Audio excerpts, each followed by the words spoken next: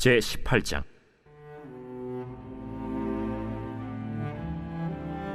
여호와께서 마므레의 상수리 나무들이 있는 곳에서 아브라함에게 나타나시니라. 날이 뜨거울 때에 그가 장막문에 앉아 있다가 눈을 들어본즉 사람 셋이 맞은편에 서 있는지라. 그가 그들을 보자 곧 장막문에서 달려나가 영접하며 몸을 땅에 굽혀 내 주여, 내가 주께 은혜를 입어 싸우면 원하건대 총을 떠나 지나가지 마시옵고 물을 조금 가져오게 하사 당신들의 발을 씻으시고 나무 아래에서 쉬소서. 내가 떡을 조금 가져오리니 당신들의 마음을 상쾌하게 하신 후에 지나가소서. 당신들이 종에게 오셨음이니이다. 내 말대로 그리하라. 아브라함이 급히 장막으로 가서 사라에게 이르되 척히 고운 가루 세 알을 가져다가 반죽하여 떡을 만들라. 아브라함이 또 가축되어 있는 곳으로 달려가서 기름지고 좋은 송아지를 잡아 하인에게 주니 그가 급히 요리한지라. 아브라함이 엉긴 젖과 우유와 하인이 요리한 송아지를 가져다가 그들 앞에 차려놓고 나무 아래에 모셔 섬에 그들이 먹으니라. 그들이 아브라함에게 이르되 내 아내 사라가 어디 있느냐? 장막에 있나이다. 내년 이맘때 내가 반드시 내게로 돌아오리니 내 아내 사라에게 아들이 있으리라. 사라가 그 뒤 장막문에서 들었더라. 아브라함과 사라는 나이가 많아 늙었고 사라에게는 여성의 생리가 끊어졌는지라. 사라가 속으로 웃고 이르되 내가 노쇠하였고 내 주인도 늙었으니 내게 무슨 즐거움이 있으리요. 여호와께서 아브라함에게 이르시되 사라가 왜 웃으며 이르기를 내가 늙었거늘 어떻게 아들을 낳으리요 하느냐? 여호와께 능하지 못한 일이 있겠느냐? 기한이 이를 때 내가 내게로 돌아오리니 사라에게 아들이 있으리라. 사라가 두려워서 부인하여 이르되 내가 웃지 아니하였나이다. 아니라 내가 웃었느니라. 매일 성경과 함께하는 아름빛 교회 말씀 묵상, 아름빛 바이블 키트 시간입니다. 낮 기온 35도의 필리핀에서 선교를 하다 돌아온 한국은 유난히 추웠습니다. 짧은 시간 안에 이렇게 환경이 달라질 수 있구나 하는 것을 몸소 느꼈는데요.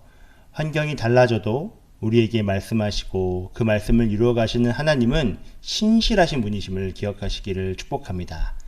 2026년 1월 24일 토요일, 오늘 우리에게 주신 하나님의 말씀은 창세기 18장 1절부터 15절까지의 말씀입니다. 오늘 본문은 하나님께서 아브라함에게 다시 찾아오시는 장면을 보여줍니다. 오래전에 주셨던 자손에 대한 약속을 구체적인 시간과 함께 다시 확인해 주십니다. 아브라함 99살, 사라 89살. 인간의 눈으로 보기에는 이미 모든 가능성이 닫힌 상황이었습니다. 사라는 그 약속을 듣고 속으로 웃지만 하나님께서는 그 웃음까지도 외면하지 않으십니다. 이 장면을 이해하기 위해 시간을 조금 거슬러 올라가 보았으면 하는데요. 창세기 12장, 하나님은 갈대아 우르에 있던 아브람을 부르시며 자손의 약속을 주셨습니다. 그 약속을 하신 지 과연 얼마나 시간이 흘렀을까요? 창세기 12장 4절은 이렇게 기록합니다. 이에 아브람이 여호와의 말씀을 따라갔고 롯도 그와 함께 갔으며 아브람이 하란을 떠날 때에 75세였더라. 하나님의 말씀을 따라 하란을 떠났을 때 그의 나이는 75살이었습니다. 사레는 65살. 아직 가능성이 남아있다고 말할 수 있는 나이였습니다. 그런데 성경은 말합니다. 사라가 이삭을 낳았을 때는 90살, 아브라함은 100살이었습니다. 그렇다면 오늘 우리가 마주한 이 장면, 창세기 18장에서 아브라함은 몇 살이었겠습니까? 그가 이르시되 내년 이맘때 내가 반드시 내게로 돌아오리니 내 아내 사라에게 아들이 있으리라 하시니. 아브라함의 나이 99살입니다. 첫 약속을 들은 지 거의 25해가 지난 시점입니다. 인간적으로는 기다릴 만큼 기다린, 더 이상 기대하기 어려운 그 시점에 하나님은 다시 찾아오셔서 말씀하십니다. 하나님께서 처음 아브라함에게 나타나셔서 약속하셨을 때 아브라함의 마음은 어땠을까요? 너무나도 설레고 기대되는 마음이 있지 않았을까요? 그런데 그 시간이 하루 이틀을 지나 어느덧 25년이 지났습니다. 그 시간 속에서 아브라함의 마음은 어떠했을까요? 처음 약속을 들었을 때의 그 마음과 지금의 마음, 하나님을 향한 아브라함의 마음은 같았을까요? 물론 하나님께서는 아브라함에게 오롯이 그 시간을 견디게 하신 것은 아니었습니다. 중간중간 하나님은 아브라함을 향해 언약을 다시 기억하게 하셨습니다. 횃불이 쪼갠 고개 사이로 지나감을 보여주시면서 반드시 약속을 지킬 것임을 보여주셨습니다. 그리고 할례를 하라고 하시며 언약 관계의 증표를 주셨습니다. 그러나 하나님의 본질적인 약속, 자녀에 대한 약속은 여전히 눈앞에 보이지 않았습니다. 그런데 이제 하나님은 절대 되돌릴 수 없는 구체적인 시간을 말씀하십니다. 바로 내년 이맘때. 25해라는 시간은 인간에게는 약속을 붙들기보다 오히려 잊어버리기에 충분한 시간입니다. 그 약속이 정말 실제로 이루어질 것인지, 아니면 이미 주어진 현실, 곧 이스마엘과 같은 어떤 상징적 성취를 가리키는 말은 아니었는지, 그렇게 이해해버려도 이상하지 않은 시간입니다. 성경은 아브라함이 그 약속 앞에서 노골적으로 불신의 말을 했다고 기록하지는 않습니다. 그러나 오늘 본문에서 우리는 사라의 웃음을 보게 됩니다. 그 웃음은 하나님을 조롱하는 웃음은 아닙니다. 하지만 오래 기다렸기에 더 이상 기대하지 않게 된 사람의 웃음이었습니다. 사라가 속으로 웃고 이르되 내가 노쇠하였고 내 주인도 늙었으니 내게 무슨 즐거움이 있으리요. 이 말 속에는 분명 하나님을 떠난 마음은 없습니다. 그러나 하나님의 약속을 더 이상 현실로 기대하지 않는 마음은 담겨 있습니다. 어쩌면 사라는 이렇게 생각했을지도 모릅니다. 하나님이 주신 그 약속에는 분명히 다른 뜻이 있었겠지. 우리가 생각하는 방식 그대로의 약속은 아니었겠지. 하나님을 부인한 것은 아니지만 하나님의 약속을 은유로 또는 상징으로 마음속에서 정리해버린 상태. 그것이 바로 사라의 웃음이 보여주는 마음이 아니었을까요? 체념이라는 단어가 사라에게 가장 적절한 표현일 것 같습니다. 그러나 하나님께서는 약속을 그렇게 흐리게 두지 않으셨습니다.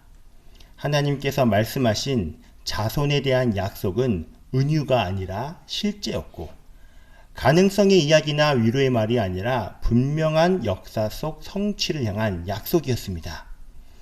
성경은 이 장면을 단지 한 가정의 기적 이야기로 남겨두지 않습니다. 하나님께서 아브라함에게 주신 이 약속은 이삭의 탄생으로 끝나는 약속이 아니었죠. 신약 성경은 분명히 말합니다. 예수 그리스도는 아브라함의 자손으로 이 땅에 오셨다고 말이죠. 갈라디아서 3장 16절은 이렇게 말합니다. 이 약속들은 아브라함과 그 자손에게 말씀하신 것인데 여럿을 가리켜 그 자손들이라 하지 아니하시고 오직 한 사람을 가리켜 내 자손이라 하셨으니 곧 그리스도라. 하나님께서 아브라함에게 주신 약속이 결국 한 사람, 예수 그리스도를 향하고 있었다고 증언합니다. 사라의 몸에서 생명이 태어난 사건은 인간의 가능성이 끝난 자리에서 하나님의 약속이 시작된 사건이었고, 마리아의 몸에서 예수님이 태어나신 사건은 인간의 방법이 아닌 하나님의 방법으로 약속이 이루어졌다는 증거입니다. 사라는 웃었지만 하나님은 포기하지 않으셨습니다. 그리고 그 웃음을 넘어서 하나님께서는 수백 년의 시간, 아니 수천 년의 시간을 건너 다시 한번 인간이 웃을 수밖에 없는 상황을 만드셨습니다. 처녀의 몸에서 아이가 태어난다는 소식 앞에서 사람들은 다시 한번 웃었을지도 모릅니다. 그러나 그 웃음 앞에서도 하나님께서는 말씀하십니다.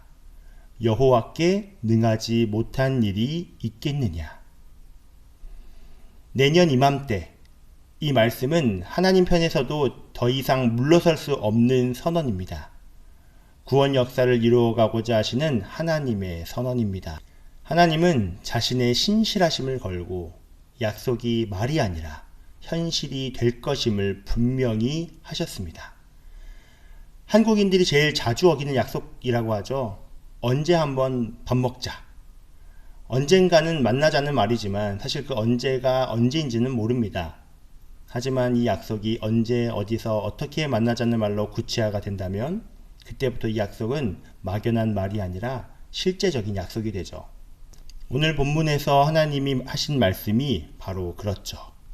내년 이맘때 하나님께서 아브라함에게 주신 약속, 아브라함에게 25년은 약속을 실제로 기대하기보다는 그런 뜻이었겠거니 하고 스스로 정리해버릴 수 있는 충분한 시간이었습니다. 그리고 사실 우리도 다르지 않습니다.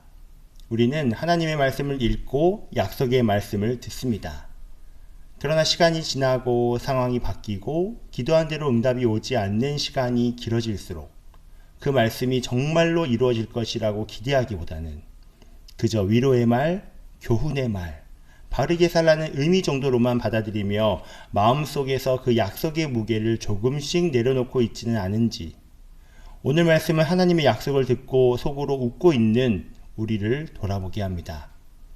말씀을 붙들고 기도했지만 기다림의 시간이 길어져만 가고 때로는 내가 기도한 것과는 전혀 다른 모습의 현실을 마주하게 될 때 우리는 우리에게 주어진 약속의 말씀을 어느새 상징으로, 은유로, 의미 정도로만 격화시키며 스스로 설득하고 위로하기도 합니다.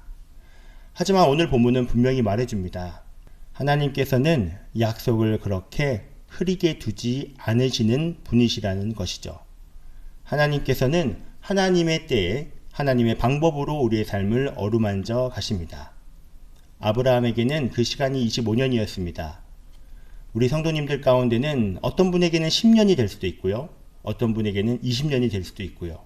어쩌면 아브라함보다 더 긴 시간을 하나님이 주신 약속을 붙들고 묵묵히 걸어오고 계신 분도 있으실 것입니다. 사랑하는 아름빛 성도님들, 하나님의 약속, 우리에게 주신 말씀은 은유나 비유, 상징으로만 주어진 것이 아닙니다. 반드시 이루어지는 약속, 실제로 우리의 삶 속에 드러나도록 주어진 말씀입니다. 비록 지금은 그 약속이 보이지 않고 손에 잡히지 않는 것처럼 느껴질지라도 하나님께서는 수백 년, 수천 년의 시간을 넘어 말씀하신 것은 반드시 이루어 오셨음을 성경 전체를 통해 우리에게 보여주셨습니다. 오늘 말씀을 묵상하면서 하나님의 마음을 잠시나마 느껴봅니다.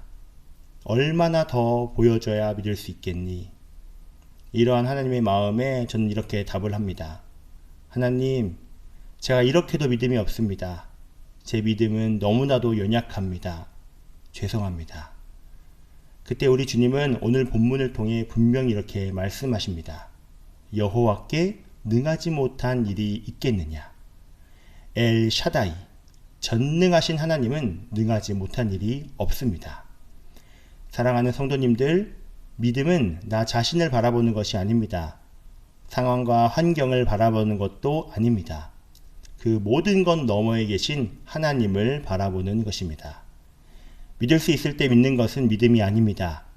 믿을 수 없는 상황 속에서도 하나님의 약속을 붙드는 것, 그것이 바로 성경이 말하는 믿음입니다. 사랑하는 아름빛 성도님들, 오늘 말씀은 우리에게 묻습니다.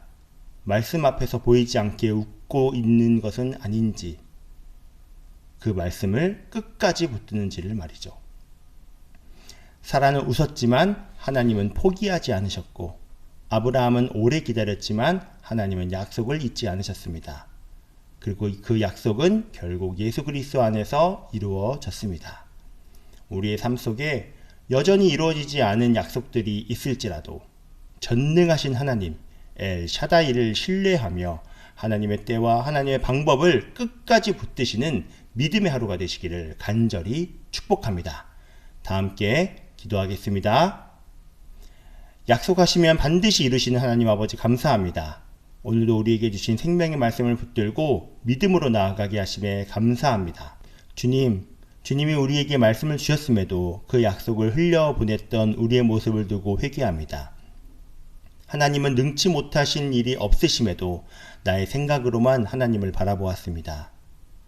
주님, 우리가 보이지 않아도 이해되지 않아도 우리에게 주신 약속을 끝까지 붙들고 나아가는 믿음을 허락하여 주시옵소서.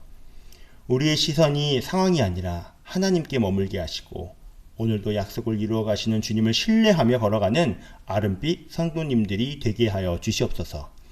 그렇게 일하실 주님을 기대합니다. 감사합니다. 살아계신 예수 그리스도의 이름으로 기도합니다. 아멘.